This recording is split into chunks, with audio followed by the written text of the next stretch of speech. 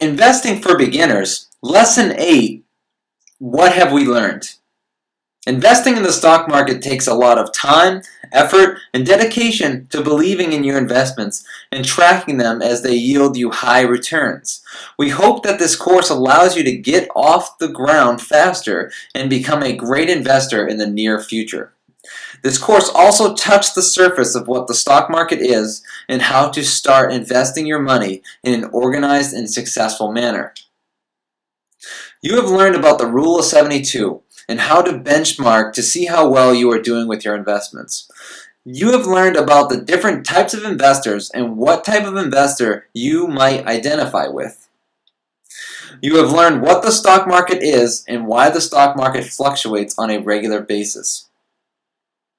You have learned how to open a brokerage account and what companies offer brokerage accounts.